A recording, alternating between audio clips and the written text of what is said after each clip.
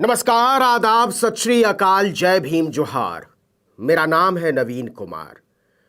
मेरी तरह की आवाज उठाने वालों को, हर तरह के लोगों को जो आपकी बात करते हैं, आपके हको हुकूक की बात करते हैं, जो बात करते हैं संविधान की, जो बात करते हैं दलितों, पिछड़ों, आदिवासियों, अल्पसंख्यकों, औरतों, मुसलमानों, सिखों, किसानों, नौजवानों, बहुजनों की, ऐसे तमाम लोगों को नरेंद्र मोदी की तरफ से खरपतवार कहलवाया गया है। घास फूस जैसे वो हमको उड़ाकर फेंक देंगे। प्रधानमंत्री नरेंद्र मोदी ने कहलवाया है अपने एक सांसद से कि कुकुरमुत्ते की तरह बिना किसी कानूनी प्रावधान के ब्लॉक से लेकर राजधानी तक उग आए यूट्यूब चैनल के लिए जल्दी ही कानून बनाने के लिए लोकसभा के केंद्रीय मंत्री ने मेरे प्रश्न पर आश्वासन दिया है। यह बात कही है निशिकांत दुबे ने। आपको बता दें कि निशिकांत दुबे भारतीय जनता पार्टी के बड़े सांसद हैं, 3 बार से लोकसभा के सांसद हैं। गोड्डा, झारखंड का शहर गोड्डा उनकी कॉन्स्टिट्यूएंसी है। आपको याद हो तो ये वही दुबे जी हैं जो अपने कार्यकर्ता से अपने पैर धुलवाकर पानी पिलवा रहे थे। जी हां, अपना पैर धुलवाकर, अपना गंदा पैर, अपने पैर की धूली, अपने पैर की गंदगी, अपने पैर का महकता हुआ बदबूदार पसीना धुलवाकर थाली में पानी से और अपने कार्यकर्ता से पिलवाया था उन्होंने। ये वो निशिकांत दुबे हैं। उन निशिकांत दुबे ने कहा है कि कुकुरमुत्ते की तरह बिना किसी कानूनी प्रावधान के ब्लॉक से लेकर राजधानी तक हो गए यूट्यूब चैनल के लिए जल्दी ही कानून बनाने के लिए लोकसभा में केंद्रीय मंत्री ने मेरे प्रश्न पर आश्वासन दिया है। केवल जानकारी के लिए बता रहा हूं। निशिकांत दुबे कह रहे हैं कि बिना किसी कानूनी प्रावधान के। कौन सा प्रावधान तोड़ा है भाई? आप प्रावधान बनाएंगे तो हम प्रावधान का पालन करेंगे। आपकी सरकार है, आप तो यह बताइए कि आपने कौन सा ऐसा प्रावधान बनाया जिसका हमने पालन नहीं किया, और अगर पालन नहीं किया तो आप हमको जेल में क्यों नहीं डालते हैं? इसका मतलब है कि आप धमका रहे हैं, और आप प्रधानमंत्री नरेंद्र मोदी के कहने पर धमका रहे हैं। आप सीधे सीधे कह रहे हैं। अगली लाइन क्या है? केवल जानकारी के लिए बता रहा हूं। यह जो शब्द है ना, केवल जानकारी के लिए बता रहा हूं, यह धमकी की भाषा है, यह चेतावनी की भाषा है। यह एक पार्लियामेंटेरियन, एक सांसद की भाषा नहीं हो सकती कि बता दे रहा हूं, देख लेना, होशियार हो जाओ, समझ जाओ, संभल जाओ, बता दे रहा हूं। इसमें वो टोन है। ऐसी बात नरेंद्र मोदी अपने सांसदों से करवा रहे हैं, निशिकांत दुबे से करवा रहे हैं। क्यों करवा रहे हैं? इसलिए कि हम सवाल उठाते हैं, इसलिए कि हम पूछते हैं आपकी आंख में आंख डालकर। आप तो प्रधानमंत्री जी जनता की आंखों से आंख नहीं मिला पाते हैं, आप नजरें चुराने वाले हैं। यहां तक कि बनारस में जब काशी कॉरिडोर की स्थापना हुई तो आप एक बार इधर देखते हैं, एक बार उधर देखते हैं। क्यों? क्योंकि एक टेलीप्रॉम्प्टर इधर रखा होता है, एक टेलीप्रॉम्प्टर उधर रखा होता है, बीच में जनता खड़ी होती है। आप जनता की आंखों से आंखें नहीं मिला पाते। आप इधर देखते हैं एक बार और फिर उधर देखते हैं, फिर ऐसे ऐसे हाथ हिलाते हैं, फिर वैसे वैसे हाथ हिलाते हैं। हवाई अड्डे पर जहां कोई नहीं होता वहां भी आप ऐसे ऐसे हाथ हिलाते हैं जैसे लाखों लोग खड़े हो। क्यों आपको हवाई अड्डों पर, रेलवे स्टेशनों पर दूसरी तरफ जहां कोई नहीं होता वहां आपको हाथ हिलाना पड़ता है? इसलिए हिलाना पड़ता है कि आप लोगों की नजरों से नजरें नहीं मिला पाते। और नजर क्यों नहीं मिला पाते? इसलिए कि आपने इस देश को बेरोजगारों का कारखाना बना दिया, इसलिए कि आपने बेरोजगारों की पीठ पर लाठियां बरसाई हैं, इसलिए कि आप अब की बार मोदी सरकार कह के, महंगाई पर वार कह के आप महंगाई बढ़ा देते हैं, लोगों की कमर तोड़ देते हैं। सवाल पूछते हैं हम, इसलिए आपको अपने सांसदों से हमारी तरह के लोगों को धमकी दिलवानी पड़ रही है कि हम देख लेंगे। कुकुरमुत्ता कहते हैं आप हम लोगों को, कुकुरमुत्ते की तरह बिना कानूनी प्रावधान के। क्या दिक्कत है आपको? क्यों कुकुरमुत्ता कह रहे हैं? हम आपकी ही तरह के इंसान हैं और आपकी आंखों में आंखें डालकर बात करेंगे। हम पूछेंगे कि जब आप सत्ता में आए थे तो 40 रुपए लीटर दूध था, आज वही दूध 56 रुपए है। क्यों मोदी जी? हम पूछेंगे कि जब बेरोजगारी चरम पर थी तब आप सत्ता में थे, लेकिन हम नहीं जानते थे कि बेरोजगारी को आप हाहाकारी बना देंगे। हम नहीं जानते थे। आपने जीएसटी लगाकर कारोबारियों की कमर तोड़ दी। आज भी लोग उबर नहीं पाए हैं। नौकरी है नहीं और नौकरी देने की नीयत नहीं है। आपने रिजर्वेशन छीना है दलितों, पिछड़ों से, आदिवासियों से। उत्तर प्रदेश में जो वैकेंसीज आई हैं आप देख लीजिए।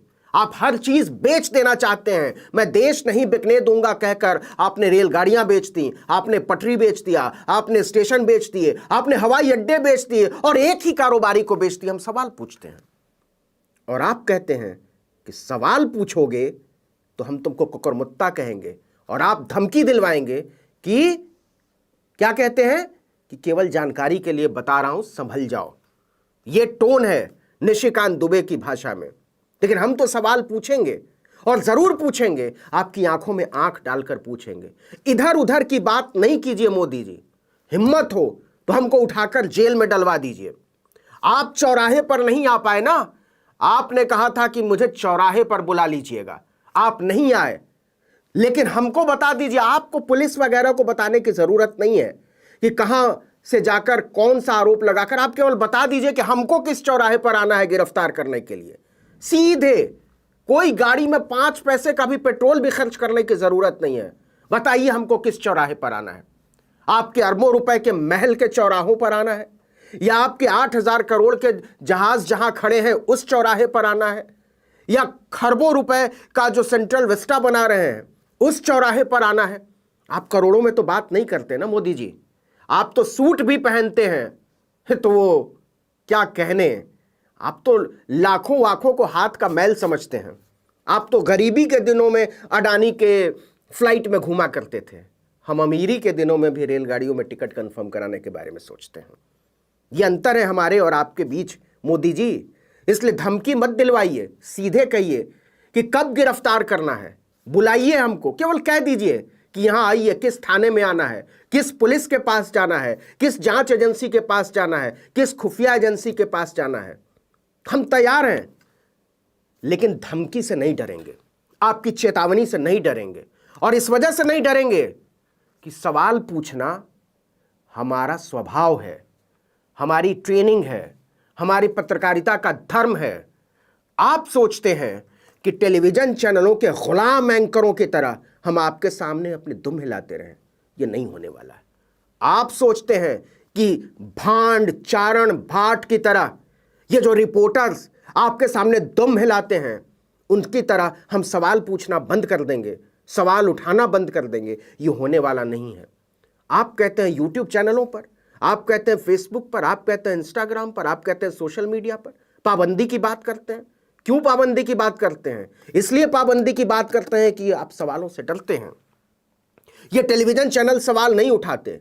आपने उनकी बांह मरोड़ रखी है, उनकी हिम्मत नहीं है, या कहें कि वो इतने बेशर्म हो चुके हैं। हमने देखा है, अभी दिखाया था कि किस तरीके से मेहरौली के जंगल में घुसकर एबीपी न्यूज के रिपोर्टर किस तरीके की रिपोर्टिंग कर रहे थे। आप हर एक आदमी को गुलाम बना लेने की मानसिकता से बाहर निकलिए। हम सोचते हैं, हम इंसान हैं, हम सवाल पूछेंगे हर मुद्दे पर, क्योंकि हमने आपको चुना है। और दूसरी बात, आप कहेंगे कि यह बात तो निशिकांत दुबे ने कही है, मैंने कहां कही है। यह आपने कहा था कि आपका हर वोट मुझे जाएगा। आपने कभी सांसदों के नाम पर वोट नहीं मांगा, आपने कभी अपनी पार्टी के नाम पर भी वोट नहीं मांगा, आपने अपने नाम पर वोट मांगा। गुजरात में मल्लिकार्जुन खड़गे ने जब आप पर टिप्पणी की, रावण को लेकर तुलना हुई आपकी, तो आपने क्या कहा कि ये मल्लिकार्जुन खड़गे नहीं कर रहे हैं, ये उनसे कहलवाया गया है, वो तो केवल ऑर्डर फॉलो कर रहे हैं। इसी तरीके से निशिकांत दुबे केवल आपका ऑर्डर फॉलो कर रहे हैं। मोदी जी, ये धमकी आपकी है, हमारी तरह के लोगों की। आपने क्या सोचा था कि आपने मुझे आज तक से निकलवा दिया था? आपने क्या सोचा था कि आज तक वाले मुझे निकाल देंगे तो मैं बोलना बंद कर दूंगा? आपने क्या सोचा था कि मेरी तरह के लोगों को आपने अलग अलग जगहों से निकलवा दिया, या कहिए उन चैनलों पर दबाव डाला तो चीजें खत्म हो जाएंगी, सवाल उठाने वाले लोग बंद हो जाएंगे, आपसे पूछने वाले लोगों की जुबानें कटकर गिर जाएंगी? ऐसा नहीं हुआ। आप सोचते तो यही थे। आपने हमारे पेट पर लात मारी थी, आपने हमारी नौकरी छीन ली थी मोदी जी, आपने हमको बेरोजगार बना दिया था और आपने सोचा था कि हमारी नौकरी छीनकर हमको बेरोजगार बनाकर हमसे आप नाक रगड़वाएंगे और हम आपके पैरों में जाकर गिर जाएंगे, हम आपकी चापलूसी करने लगेंगे, हम आपकी जय बोलने लगेंगे, सवाल पूछना बंद कर देंगे, मुद्दों की बात करना छोड़ देंगे। लेकिन ऐसा नहीं हुआ तो आप चिढ़ गए हैं। मोदी जी, आप दरअसल चिढ़ते हैं उन तमाम लोगों से जो आप पर सवाल उठाते हैं, आपकी नीतियों के बारे में पूछते हैं, आपके वादों में आपकी कथनी और करनी का फर्क आपके सामने रख देते हैं। इसलिए आपको दिक्कत होती है। आपको दिक्कत होती है जब आप कहते हैं कि 50 करोड़ की गर्लफ्रेंड और फिर आप नारीवाद का, नारी सुरक्षा का मुद्दा उठाते हैं, स्त्री सम्मान का मुद्दा उठाते हैं। 50 करोड़ की गर्लफ्रेंड कहने वाले स्त्री सम्मान की बात नहीं कर सकते। आपकी नैतिकता नहीं है इस पर बात करने की, इसलिए आपको दिक्कत होती है। आपको ऐसे तमाम लोगों से दिक्कत होती है जो लोग पूछते हैं कि आप जो कहकर आए थे वो आप कर नहीं रहे हैं। आप देश नहीं बिकने दूंगा से आए थे और आप पहुंच गए देश नहीं बचने दूंगा पर। इस देश में आदिवासियों की क्या हालत हो गई है, क्या किसी से छुपा हुआ है? आपने लिंगा कोडोपी का नाम जरूर सुना होगा मोदी जी, या हो सकता है ना भी सुना हो, क्योंकि तो आप तो आदिवासियों के बारे में जानना नहीं चाहते ना। उनको उजाड़ कर आप अपने धन्ना सेठ दोस्तों को दे देना चाहते हैं उनके जंगल जमीन। आप जानते हैं लिंगा कोडोपी कौन था? एक आदिवासी। उससे भी आपको वो कहीं नौकरी नहीं कर रहा मोदी जी। वो हमारी ही तरह यूट्यूब, फेसबुक, ट्विटर पर अपनी बातें करेगा इसलिए कि यही वो कर रहा था। और वो गया कहां बीच के 2.5 साल 3 साल? मैं बताता हूं आपको, सुनिए। पुलिस ने 3 गांव जला दिए थे, 5 महिलाओं से बलात्कार हुआ था, 3 आदिवासियों की हत्या हुई थी। लिंगा कोडोपी क्या कहता था? वहां जाता था, लोगों से मिलता था और वो वीडियो यूट्यूब पर डालता था। जी, यूट्यूब पर। क्यों? निशिकांत दुबे, पंडित निशिकांत दुबे अपने कार्यकर्ता से अपने पैरों का गंदा पानी, अपना बदबूदार पसीने वाला पानी पिलवाने वाले निशिकांत दुबे से आपको धमकी दिलवानी पड़ रही है, इसलिए कि आप लिंगा कोडोपी से नफरत करते हैं। आपको दिक्कत है हर आदिवासी, पिछड़े, दलित, बहुजन, पसमानदा औरत की बात करने वाले से। हुआ क्या कि लिंगा कोडोपी को पुलिस पकड़ लेती है, एसपी के घर में ले जाकर बंद करती है और उसके मलद्वार में मिर्च और तेल से डूबा हुआ मोटा डंडा डाल देती है। फिर से सुनिएगा, आपको बुरा लग रहा होगा लेकिन सुनिए। लिंगा कोडोपी के मलद्वार में मिर्च और तेल से डूबा हुआ डंडा घुसा देती है और लिंगा कोडोपी की आंत फट जाती है। 2.5 साल बाद लिंगा कोडोपी बाहर आए हैं। वो कहां अपनी बात करेंगे? आपकी आतताई पुलिस ने जो किया वो कहां करेंगे? कौन से चैनल पर करेंगे और कौन से अखबार पर करेंगे जहां आपने अपने पालतू बिठा रखे हैं? मोदी और भाजपा के पालतू एंकर, रिपोर्टर, पत्रकार करेंगे क्या लिंगा कोडोपी की बात, जिसके मलद्वार में डंडा डाल दिया गया? नहीं करेंगे। इसलिए नहीं करेंगे क्योंकि वो लाभार्थी हैं आपके, और इसलिए आपको हमारी तरह के लोगों से ज्यादा दिक्कत होती है क्योंकि हम आपके लाभार्थी नहीं हैं, हम आपके कृपार्थी नहीं हैं, हम आपके टिकटार्थी नहीं हैं। हमको आपसे जमीन नहीं चाहिए, हमको आपसे टिकट नहीं चाहिए, हमको आपसे आपका फायदा नहीं चाहिए। आप तो हमसे हमारा सब कुछ छीन लेना चाहते हैं। अरे रोजी रोटी छीन ली थी आपने मोदी जी, या कहिए छिनवा लिया था। इसके बाद बचता क्या है? आपसे बर्दाश्त नहीं हो रहा है कि बावजूद इसके हम और हमारी तरह के लोग अपनी तरह की बात कर रहे हैं, लोगों की जुबान बनने की कोशिश कर रहे हैं, पूछ रहे हैं कि दूध क्यों महंगा, पूछ रहे हैं कि दाल क्यों महंगी, पूछ रहे हैं कि नौकरी क्यों नहीं, पूछ रहे हैं कि रोजगार क्यों नहीं, पूछ रहे हैं कि अत्याचार क्यों है, पूछ रहे हैं कि लाठियां क्यों बरसाई, पूछ रहे हैं कि हमारा सुख चैन कहां गया। और हमारे पूछने से आपको ज्यादा दिक्कत होती है। इसलिए आप कहते हैं कि खरपतवार हैं ऐसे लोग, कुकुरमुत्ते हैं ऐसे लोग। क्या कहते हैं? मैं फिर से पढ़ना चाहता हूं, कुकुरमुत्ते की तरह बिना कानूनी प्रावधान के। क्या दिक्कत है आपको हमारी आवाजों से? और रही बात प्रावधान के, तो मोदी जी आप कैसे प्रावधान की बात करेंगे? आपने उस आदमी को अपनी पार्टी में शामिल किया और उसको वाई सिक्योरिटी दी, जो आदमी आपके चरित्र पर कीचड़ उछालता था और विधानसभा के रिकॉर्ड पर मौजूद है। उसने कहा था कि आप किसी की जासूसी करवाते हैं। बावजूद इसके वो बाहर है, वो सीधे धमकाता है चौराहे पर खड़े होकर पुलिस को, और वो जिसको जेल में होना चाहिए था उस पर एफआईआर तक नहीं है। कोर्ट ने क्या क्या कहा आप जानते होंगे, मैं नाम नहीं लेना चाहता। तो ये आपकी राजनीति का कोई चरित्र नहीं है, आपकी नैतिकता का कोई चरित्र नहीं है, आपके लोकतंत्र का कोई चरित्र नहीं है, क्योंकि आप बुनियादी तौर पर उन लोगों के खिलाफ हैं जो लोकतंत्र को पसंद करते हैं, जो लोग संविधान का राज चाहते हैं, जो अमन और चैन चाहते हैं। आपके पुरखे वो लोग थे जो इस मुल्क के झंडे से नफरत करते थे, जिन्होंने अपने मुख्यालय पर झंडा नहीं लहराया, जो लोग संविधान से नफरत करते थे, जो लोग इस देश से ही नफरत करते थे, इस देश की आज़ादी से ही नफरत करते थे। हम तो पहले दिन से इस देश के झंडे से प्यार करते हैं, इस देश की आत्मा से प्यार करते हैं। हम जानते हैं कि आज़ादी हमको कितनी मुश्किल से मिली है, लेकिन आपकी राजनीति के पुरखे आज़ादी को गालियां देते रहे, आज़ादी के मतवालों को गालियां देते रहे। इसलिए आपको दिक्कत होती है कि हम आपके नचाने से नाचते क्यों नहीं हैं। तो हम नाचेंगे नहीं, याद रखिए, हमको सीधे जेल में डालिए, हमको धमकाइए नहीं, सीधे सीधे सवालों का जवाब दीजिए।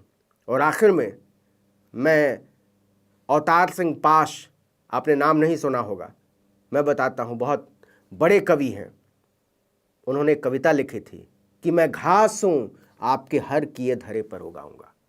मैं ये कविता अपनी तरह के उन तमाम लोगों की तरफ से पढ़ रहा हूँ जो आपसे सवाल पूछ रहे हैं, जो लोगों की बात कर रहे हैं, जो लोग संविधान, लोकतंत्र, अमन, भाईचारे के पक्ष में खड़े हैं, कि मैं घास हूँ, मैं आपके हर किए धरे पर उगाऊंगा। बम फेंक दो चाहे विश्वविद्यालयों पर। आपके लोग जामिया को बंद करा देने की बात करते हैं, अलीगढ़ मुस्लिम यूनिवर्सिटी को बंद करा देने की बात करते हैं। आपके लोग जेएनयू जैसे इस देश के आला संस्थान से नफरत करते हैं। वो गलीज लोग जिनके दम पर आपकी राजनीति चलती है, वो घटिया लोग जो इस देश के पढ़े लिखे लोगों के खिलाफ हैं, वो गंदे और घिनौने लोग जो इस देश के छात्रों, नौजवानों, अध्यापकों से नफरत करते हैं, उनसे कहना चाहता हूं कि बम फेंक दो चाहे विश्वविद्यालय पर, बम फेंक दो चाहे विश्वविद्यालय पर, बना दो हॉस्टल को मलबे का ढेर, सुहागा फिरा दो भले ही हमारी झोपड़ियों पर। मेरा क्या करोगे, मेरा क्या करोगे? मैं तो घास हूं आपके हर किए धरे पर उगाऊंगा। बंगे को ढेर कर दो, संगरूर मिटा डालो, धूल में मिटा दो लुधियाना जिला, मेरी हरियाली अपना काम करेगी।